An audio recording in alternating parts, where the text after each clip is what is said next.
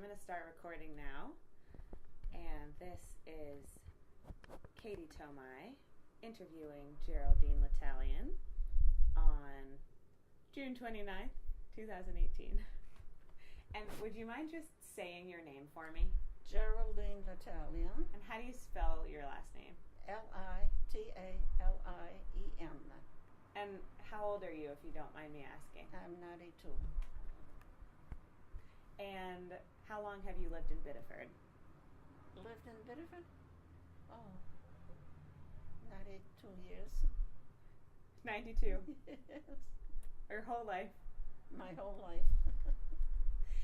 And so, were your parents from Biddeford originally? No, my father was from Canada, and my mother was from Saco. And how did your parents meet? They lived next to each other on Main Street in Biddeford, and my mother was working in the pharmacy, Moran's drugstore, and my father was working in a nutshell restaurant. So they would on the same street, so they met like that. I love that. And so, what kind of restaurant did you say it was? It was a regular restaurant. Yeah. 3 meals a day, and he Nice. loved it. That's awesome. Yeah. And so, where were you born? He was born in Saint Etienne. Oh. Yeah, try and pronounce that in English. In Canada. And so, did you grow up speaking French? Oh yes, that was the major language that we spoke. Did you speak? So you spoke French at home? No, it has to be an accident. There has to be an accident for you to speak French at home. Yes.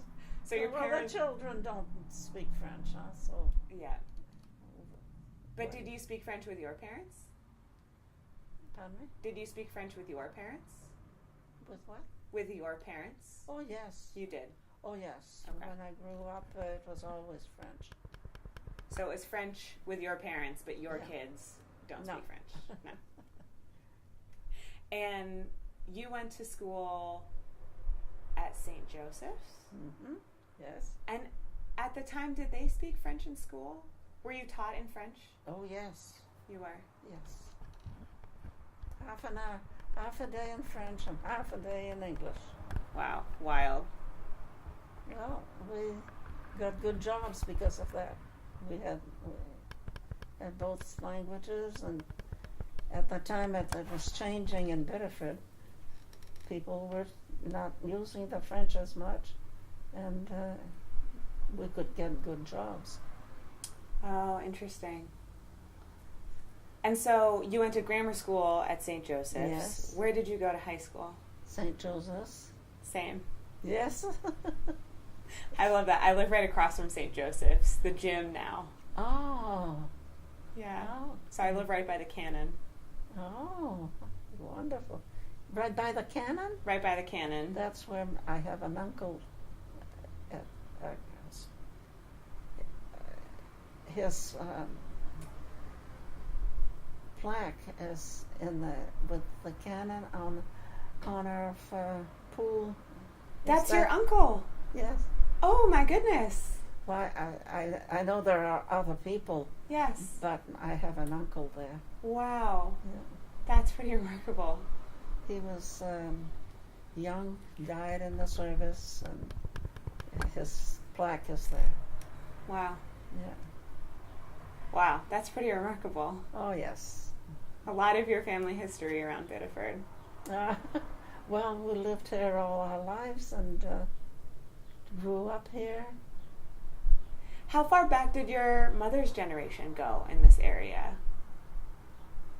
I know you said your mom lived in Saco? Saco. She was born in Saco.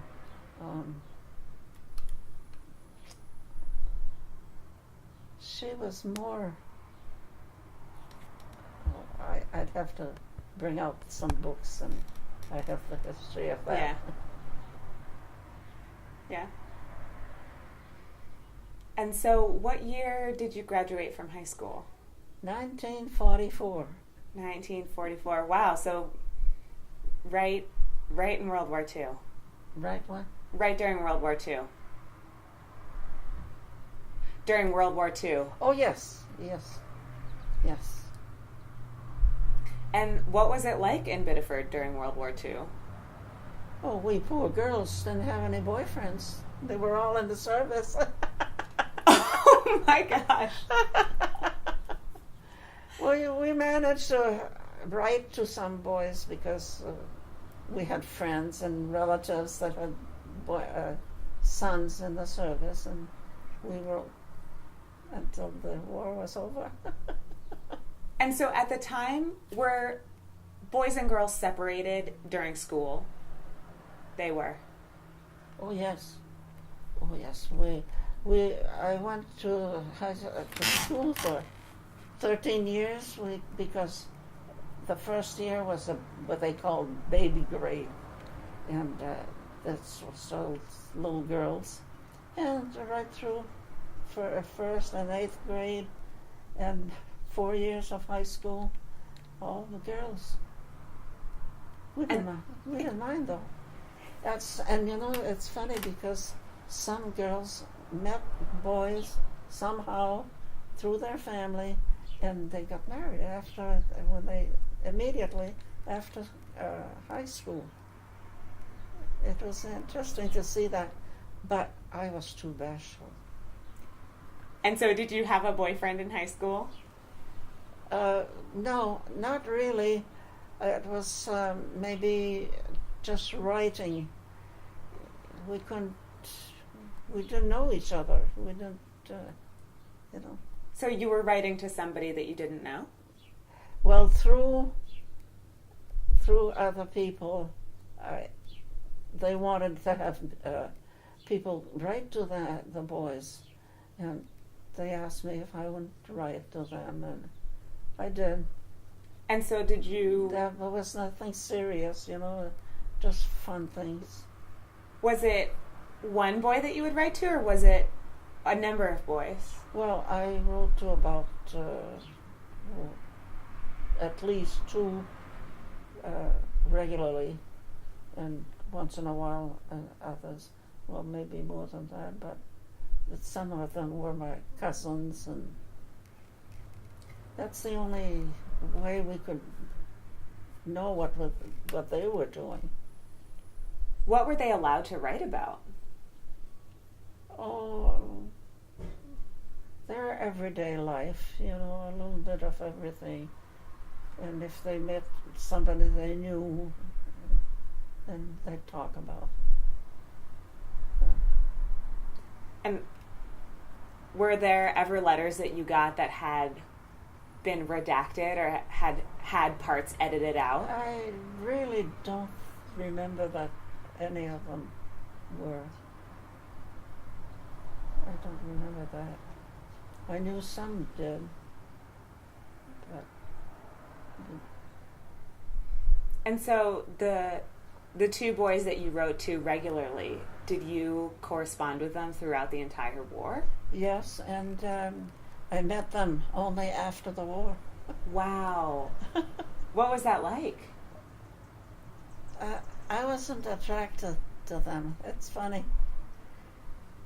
You weren't? No, I had probably had made up my mind that it was just to keep them up to date of what was going on in Biddeford and the families.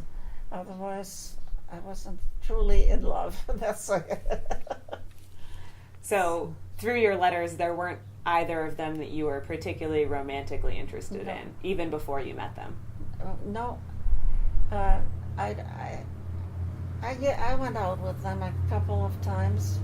I can think of at least 3. But he wasn't mine. I went to Canada to get mine. So tell me about that. Oh, well, I was living with my parents after high school, and I was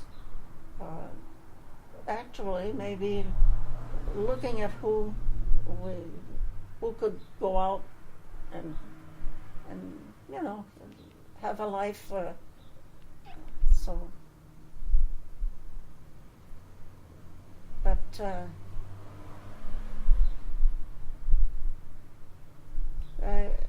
I worked in a music store and met a couple of boys. They wanted to go out with me. I went out. Never. But this one here, I worked in an insurance office, and he had a little accident. So he came to report, and then we started to know each other. And we had a cottage, and he'd come to the cottage with me. And the more we went out, the more we fell in love. And we got married in 1953. And what was your husband's name? Joachim. Can you pronounce it once more? Joachim. I've seen it spelled, but I like hearing you pronounce it in French because I can't pronounce it. Joachim.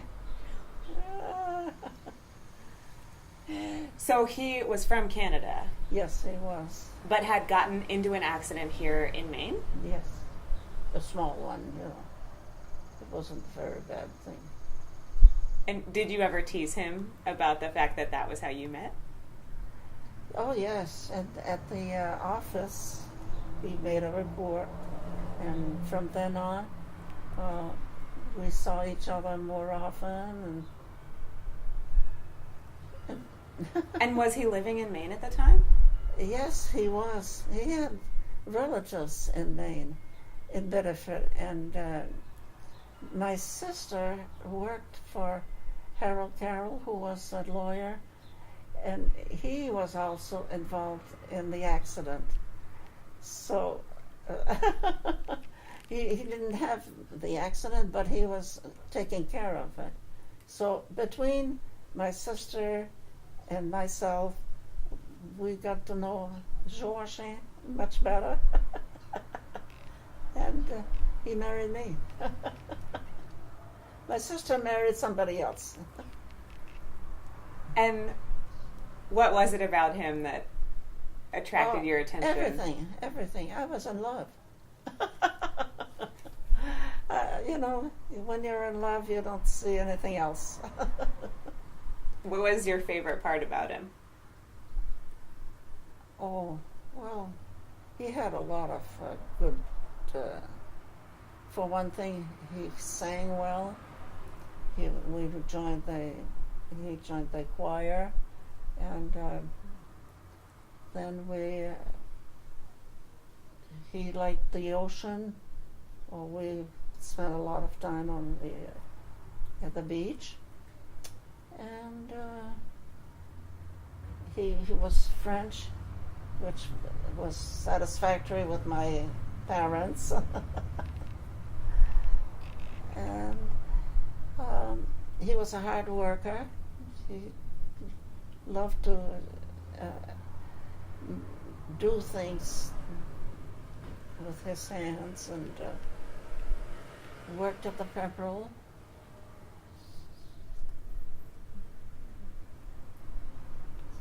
Worked many years. I can't remember how many years. But was he working at the Pepperell when you met him? Yes. Yeah. What was he doing? He was fixer. In other words, when the machine broke down, they called him, and he was a fixer of the machines. Then after he left there, it wasn't paid much at the Pepperell. He went to work at cod bottling in South Portland, and that's what he did there too. Worked there 10 years. So And then we bought houses, and he fixed them, old houses, and fixed them so that it'd give him something that he liked to do. How many houses did you buy? Oh, I think after a while, at one time we had maybe 7. That's a lot. Well, we like to have. I laugh because we had 7 people in our family, and we had 7 houses. 7 people on your side of the family? Well, in the family, like our children and him. So a house for each child. Each child. Where did you get married? Right here in Biddeford. What church? Pardon? What church? St. Joseph's. Yeah. Very full circle for you. Very. Yeah. Does anything stand out about that day to you? Do you have any memories of your wedding day? Well, we went on a trip. He had a nice car. You know, I could have a glass of water. Oh, yes. Let me grab you one. Here, I'll pause this.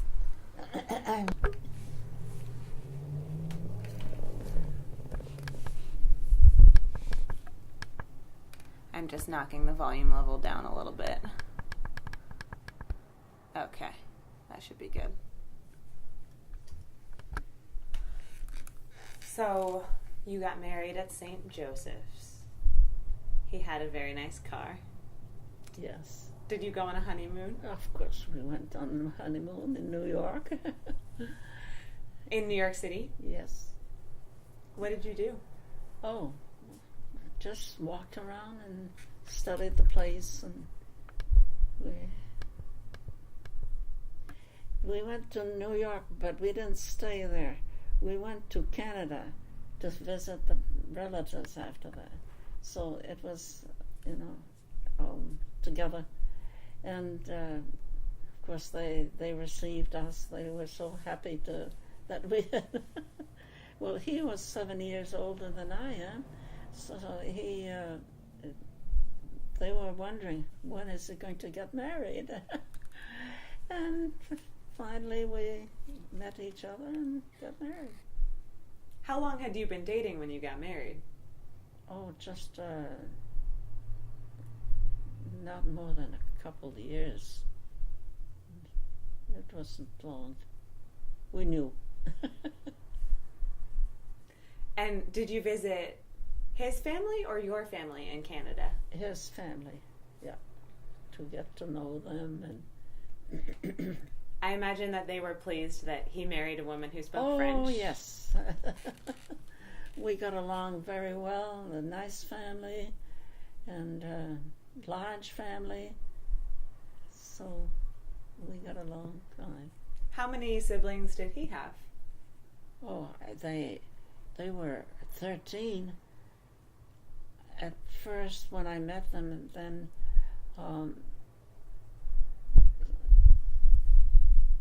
that was they actually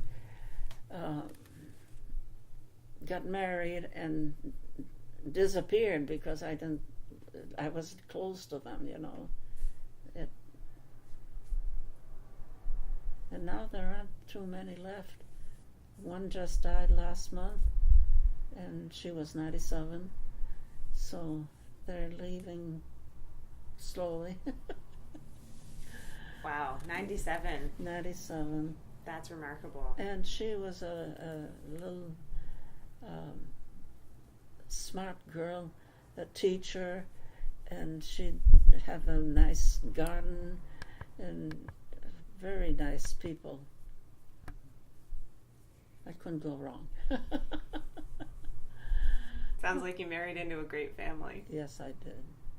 How often did you get up to Canada to see his family? We used to go every year, but eventually we had a family of our own, little ones, and we had a hard time finding someone to babysit over here. So I don't think we skipped any year. The only thing, I had to place them in different places, the children, like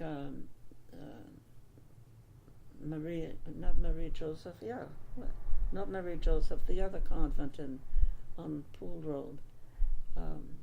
The nuns that were, I can't think of their name. I can't remember. Yeah, they're on the they were. I think they're still there. Across from the church. Across from the white church on Pool Road. No, it was further down where you go to Hills Beach. At Hills Beach, there's a convent there, and I can't think of the name. Sorry. That's all right. So, would you leave your kids at the convent? Yeah. Really? Yes, because there was a nun that was a relative of my husband's, and she took care of them while we were in Canada for a visit. Well, we didn't move much when we were young, so they said, well, leave them with us. And they had a good time. They brought them to the circus and had fun with my children, and it worked out. So how long would you leave them there for? Oh, just 4 or 5 days. And did your kids And I would call them from Canada, ask them how they were. And were they the only kids in the convent? No. It was a how do you call that? Well, they kept children. That's what they did. That was their mission. Like an orphanage? Yes. That's what it was. Oh, I can't think of the name. We can look it up later. Okay. So there were a bunch of kids there, yes, along with yours. Oh, yes. Yeah. I don't think I knew that about the convent. No. No. That's a long time ago. Yeah, so when did you have your oldest child? The date? 1954. 54, 55. Yeah, so you'd been married a year or two. Yeah. Oh, just a year. Yeah. And you have 5 kids. We had 5. 2 boys and 3 girls. And we lost 1 boy. I'm sorry to hear that. Yeah. Cancer. And so he was only 46 years old. And a worker, just like his father. He was into, I see pictures of him, and it's like he was still working, What did he do for work? He worked at, he was a mechanic for cars, repairs cars, and worked at that place, and everybody worked there. Yeah, all the men. It was a car repair place. Yeah. Oh boy. See, that's why I'm not sure. Oh, that's all right. It doesn't matter if you can't remember the name. I should, because it's so. No. I'm lucky if I can remember my dog's name every day of the week. It's okay. Oh. It sounds like he got your husband's handiness. Yes. And he both of them worked well together. So, but he was too young too young to die. That is incredibly young. So, were you working when you had your kids? Me? Well, when I got married, I was working at in the insurance office, and I was working weekends at the music store. So that's what I was doing. And did you stop when you got married, or did you? Oh yes, I was too busy because I had 5 in 10 years, 5 children in 10 years. That's pretty quick. That is busy. That is true. Yeah. So, and we started to buy houses, and I loved the idea of having tenants and renting. It was a business, and it kept me out of diapers or taking care of it. So that's what I did. Besides, I was organist at St. Joseph's. How long did you play there for? 40 years. Wow. Weddings, funerals, masses over the weekends. So how many days a week would you play? I had I played Saturdays and Sundays were my regular hours, and if I had a funeral in the week, I played for the funeral. But I started especially full time like that when my last daughter was born. So they were all in school. I was free to go to church and practice and get things ready for weekend masses, Christmas, Easter. And where did you learn to play the organ? I liked the organ, and I watched the organist, and she was very good little woman, and she gave me lessons for about a year, and it was only I had two women that gave me lessons, and that's the only thing because I went there to church every day to practice, and that's how I got better and better. But I have to give credit to these two women, but they didn't give me much lesson. When I was stuck, that's where they helped me. So you spent a lot of time teaching yourself? Yes. I had the piano, of course. So you had grown up playing piano? Yeah. When did you start playing piano? Start. A long, long time ago.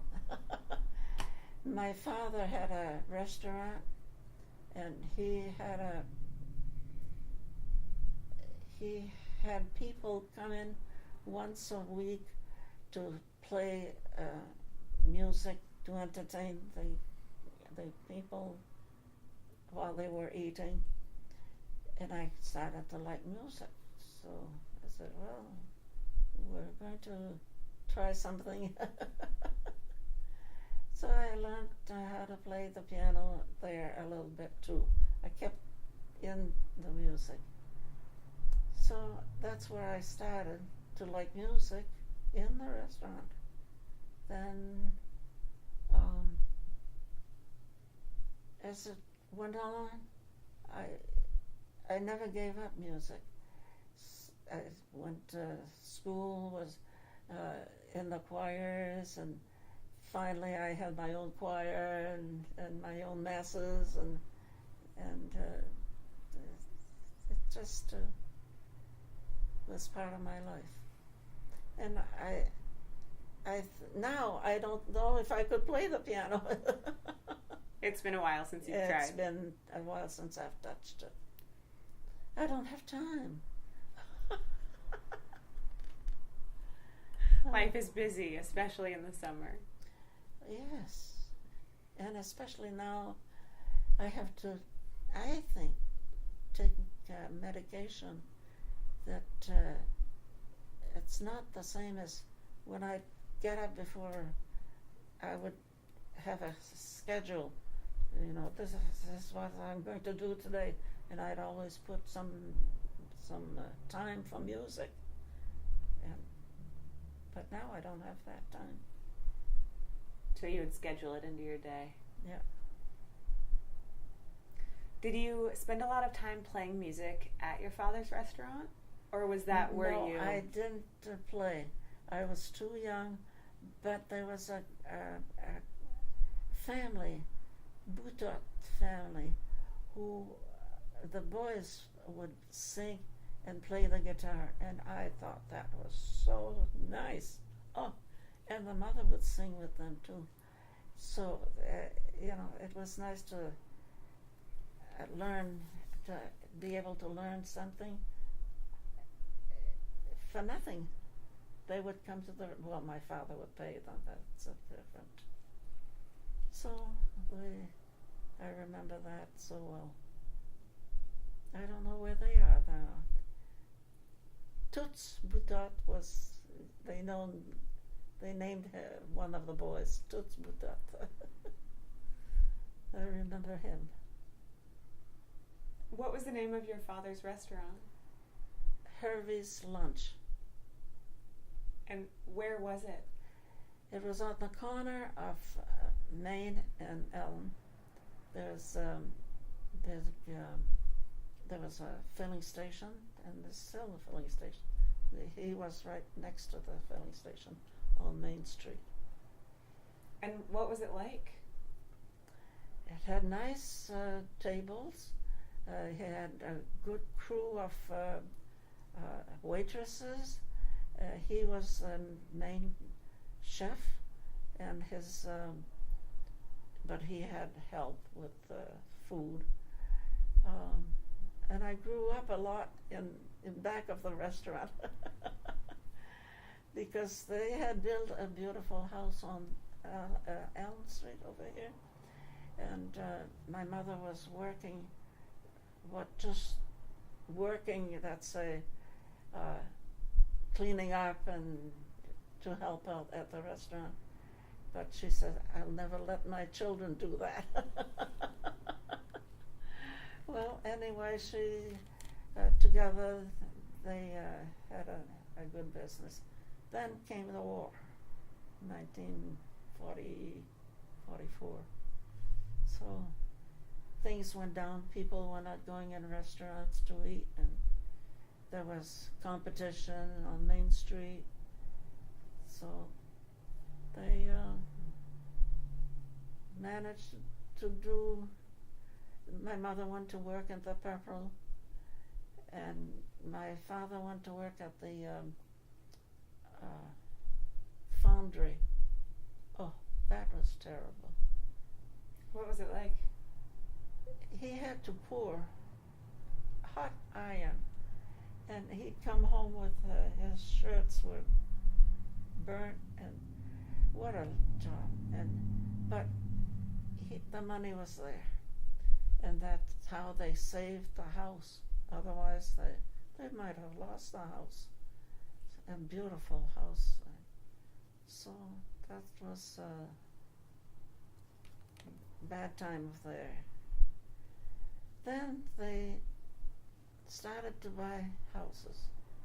One that they liked was a little cottage at the beach, a little orchard. And since then, it's been in the family. Dennis has it now, and he's doing the same thing we did. And of course, he has Debbie, who loves the place, and so together they're successful. And anyway. What were they making at the foundry when your father was working there? What was they? What were they making at the foundry? Do you remember? I would say, I really can't say it for sure, but it may be auto parts. I'm not sure. I wonder if they were making things for the war. I don't think so. No. I think it was after. What did Main Street look like during the war? Did it look any different? No. Big stores, fishermen, 5 and 10. How did it look compared to now?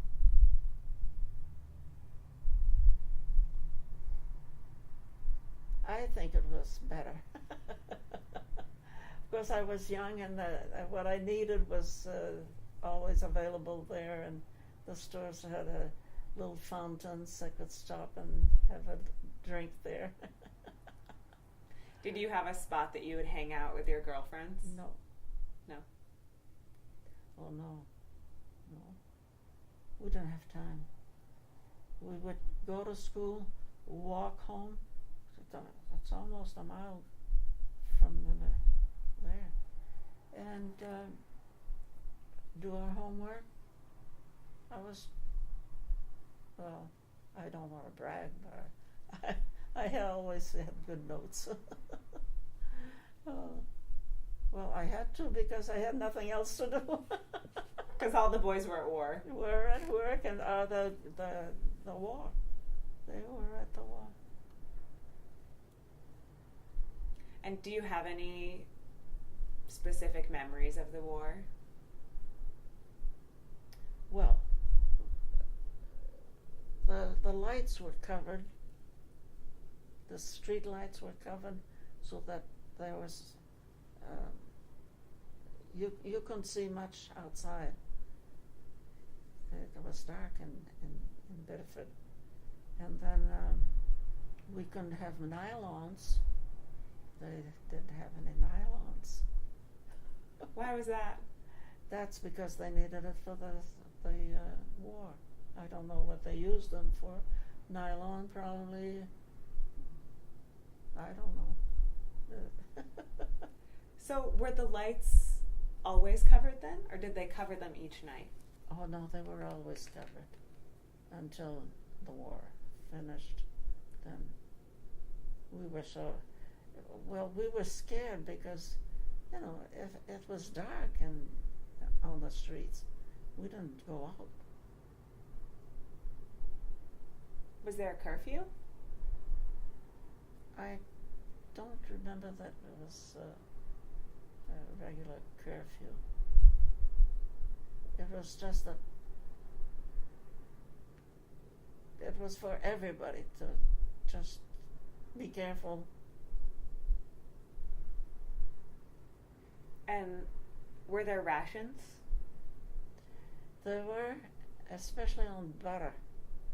I remember my mother would go to a butter store and the man would have some butter for her. Where did she do her shopping? Right on Main Street there was a butter store on Main Street, corner of Washington Street.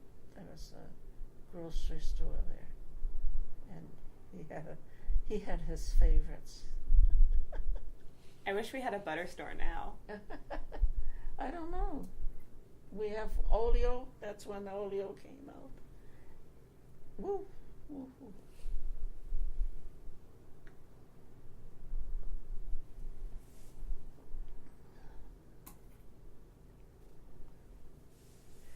And so your husband didn't go to war because he was from Canada, or did he? No, he didn't go to war. He had something, I can't remember. I think it was, his eyes. His eyes were not good enough. So he was very upset about that because he wanted to go to war. His brother had gone to war. And that was pride. But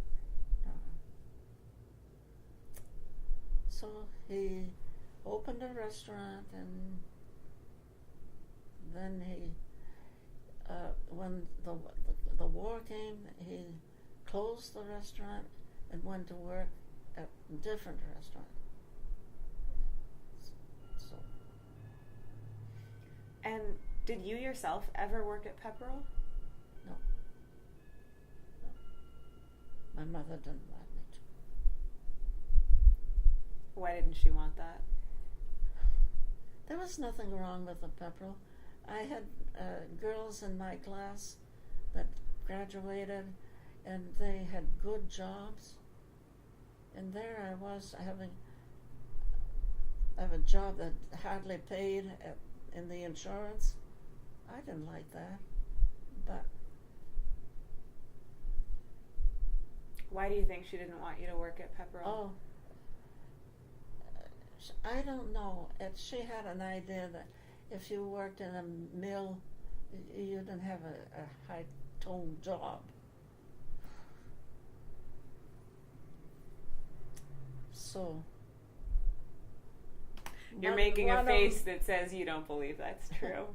No, it isn't. I know the best girls. I knew the best girls I graduated with, and they worked in the Pepperell. I have a sister who worked for a lawyer. Oh, well, that, a lawyer. I have a sister who worked in a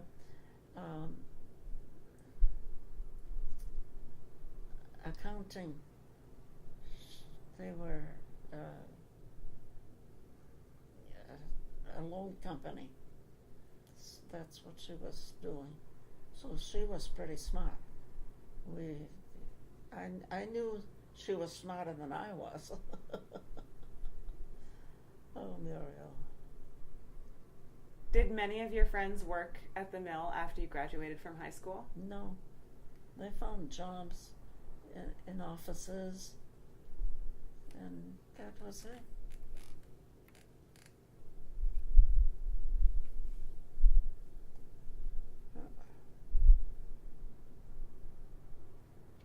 And where did your kids go to school? All St. Louis, St. Joseph, St. Louis. It was all the same church. Did they have any of the same teachers that you had? Not really, because when they started school, they were separated like us. Oh, they were? Yeah. So, they didn't marry. In fact, Dennis married a Protestant. Roxanne married a Protestant. Rita married a Protestant. And we were all brought up at St. Joseph's by the nuns. Wow. And Giselle married twice. She lost her first husband. So he was a Protestant. No, he became a Catholic when they got married. Then Giselle,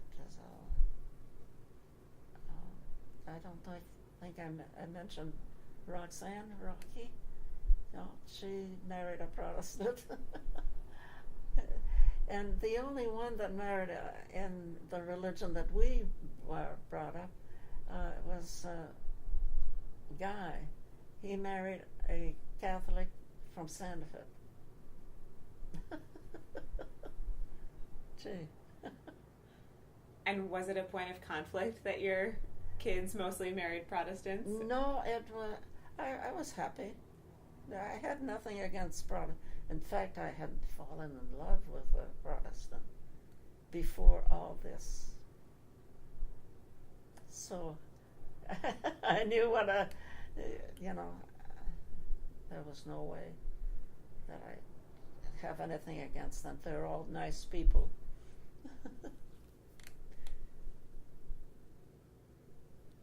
And do all of your kids live in Maine now? No, I have Giselle is in Massachusetts. The others are in Maine. what's that big shop that so many men work there in oh my God. Work there now or work there in the past? It's still now. It's still there. In Maine? Yes, and it's oh, I can't think of it. Do you remember what they sell? They don't sell. Oh. They work for manufacturings. Oh, I should know, but I don't. I could tell. I could tell. Not Bath Ironworks. What? Bath Ironworks? Close by. It's in that area. Yes. Close. I don't remember. I wonder if Rita would know. Oh, that bugs me. It was so popular. The boys were all working in there. Your sons work there? Not Dennis. And Guy worked at the end of his life. And he got a job there. Up towards Bath. Yeah. Now, Bath is up here, but that's not where they were. It was in New Hampshire. I wish. I'm not sure. No, I'm sure that you can't. I don't give you enough clues. Oh, it came in, man. Why don't I call Rita? Oh, it's all right. It's okay. You sure? It's all right. If you think of it, that's all right. It'll come to you in the middle of the night. How true? I'm curious to hear how you feel Biddeford has changed since you were a kid. I mean, you've spent your whole life growing up here. I'm curious if you have any really vivid images of when you were a kid or favorite places that existed.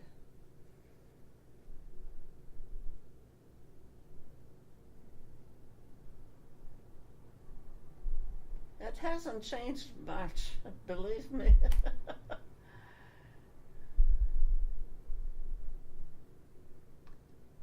I see multiple apartments being built.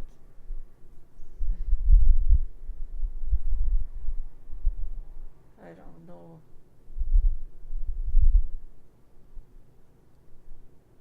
Like this area was all woods. There was a farmhouse on the land, and that was it. One big house. But it was farm all around here. And I look at the houses, and they do look like old-fashioned farmhouses. But now, people are living there, like building these condos. Yeah, instead of leaving them single, they build condos or apartments. And there's a big area on West Street being built now.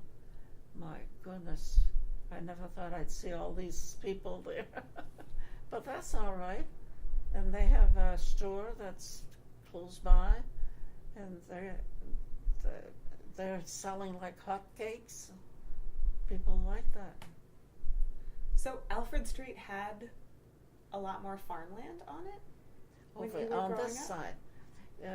It was all Biddeford was had a center line, and we lived right about here on Elm Street when my folks built the house. After that,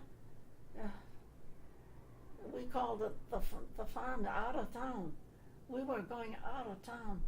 If we wanted to go to Sanford or Canada, it would take a long time, and it was far away. Over here, it was all Alfred Street and Elm Street, and around the Saco River.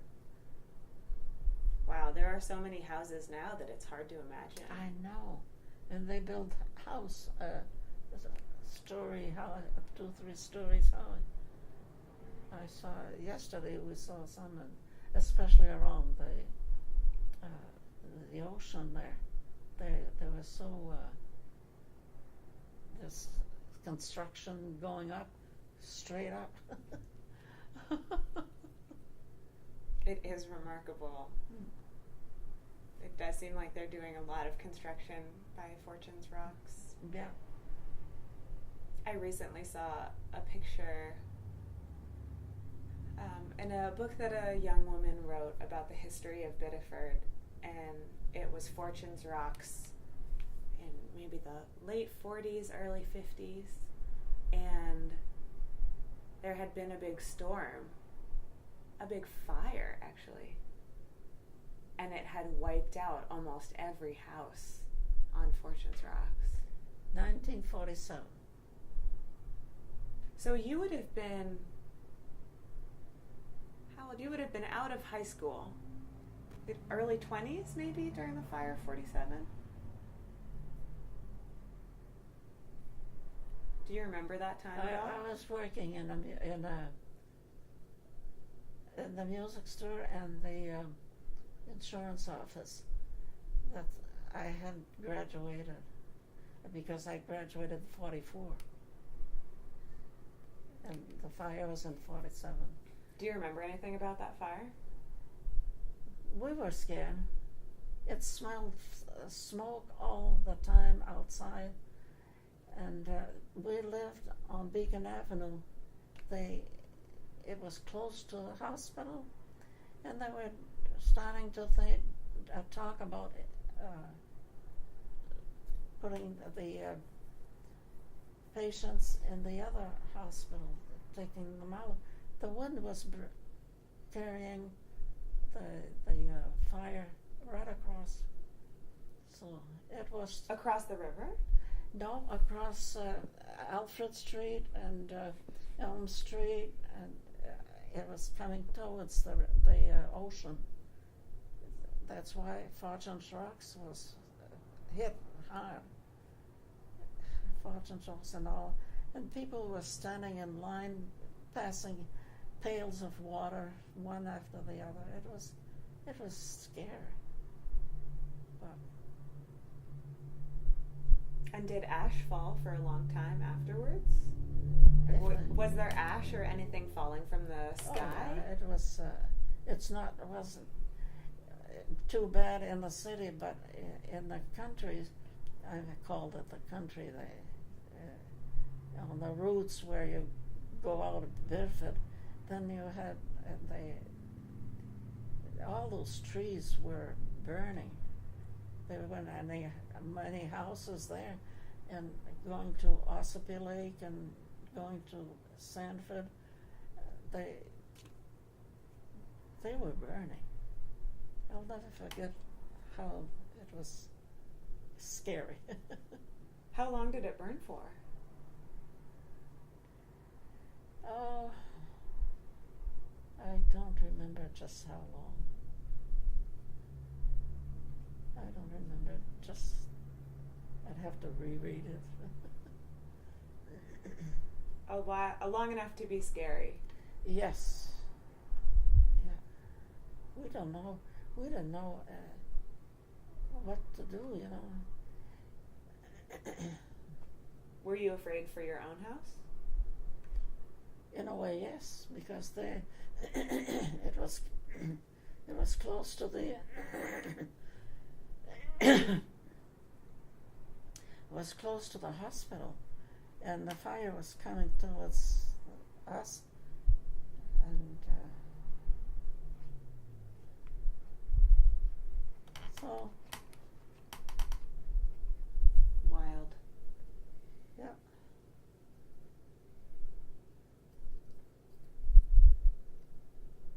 Well, I always like to end my interviews by asking people if they have a favorite place in Biddeford.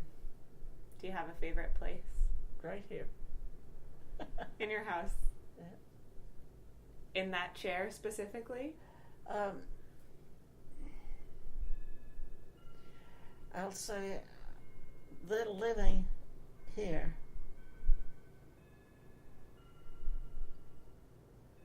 But we lived in Orchard too. That was, it's like Dennis being, owning the cottage. We owned the cottage for quite a few years, my goodness. And now that I can't do what I want to do, all that I want to do, it's a very good place. I have plenty of room and air, and I'm not. The only thing sometimes I laugh because I say I should buy that house next door. It hides my son. So would you buy it and tear it down? I buy it, tear it down. You'd get more sun that way. No, I don't. I'm not up to that yet. Oh, I do have one more question I want to ask you about. I have heard that you collect, I don't know the right word for them, like cowboy cards. Dennis told me you collect cowboy cards. Can you tell me about that? I collected in the past. In the past, yeah. Well, I have an album that when I listened to the radio, I didn't have a TV in those days, and when they were selling their pictures, I'd send away for them. I wanted to know what they looked like, and it seems that if I saw what they looked like, then I could learn the guitar. And did you learn the guitar?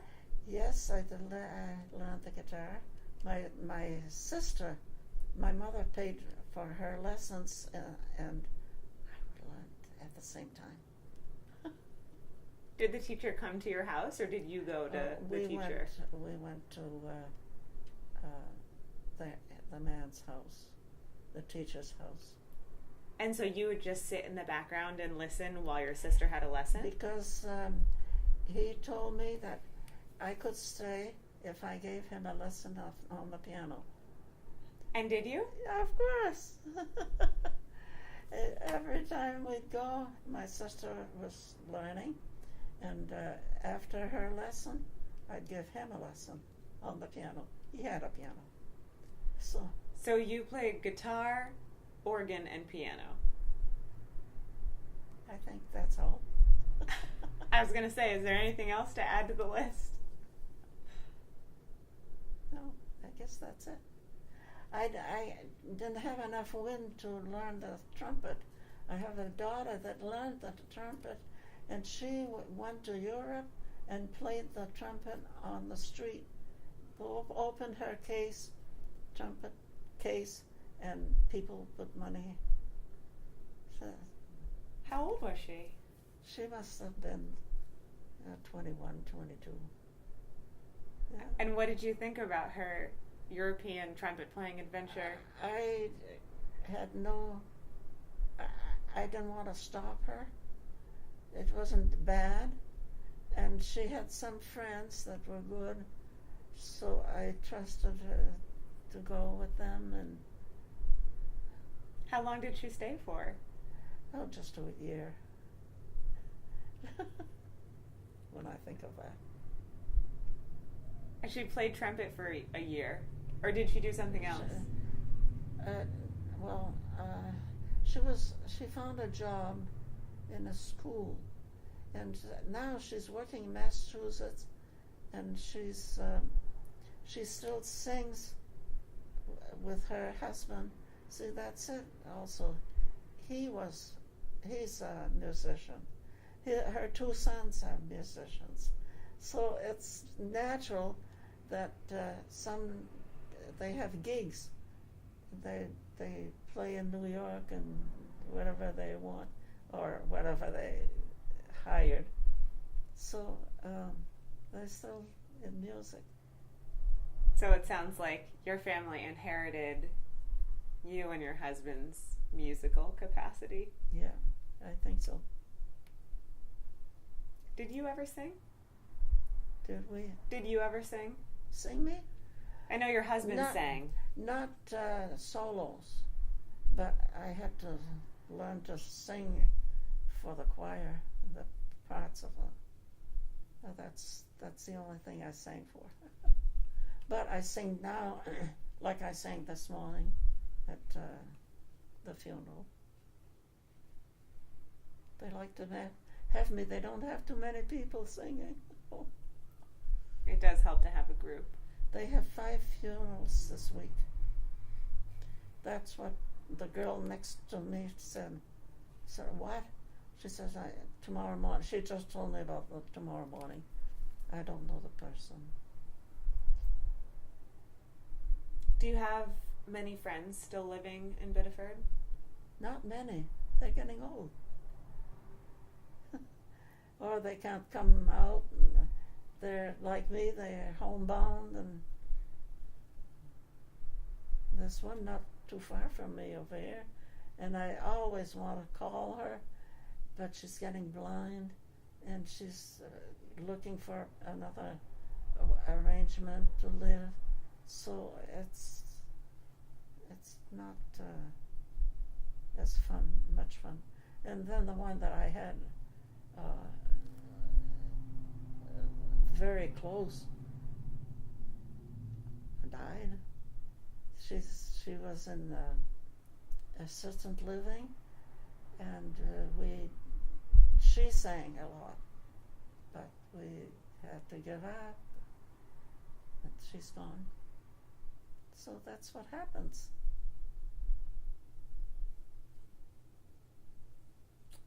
But I try to keep busy. You probably know I like to do quilts. I didn't know that. No? What kind of quilts do you like? Puff. And do you make them for your grandkid? Who do you make them for? I made the first one. I didn't know what to do with it, so I gave it to the church for a fair. And then I made one for my daughter. She lives in a country side where it's cold and her house wasn't warm, and she was very happy to have a quilt.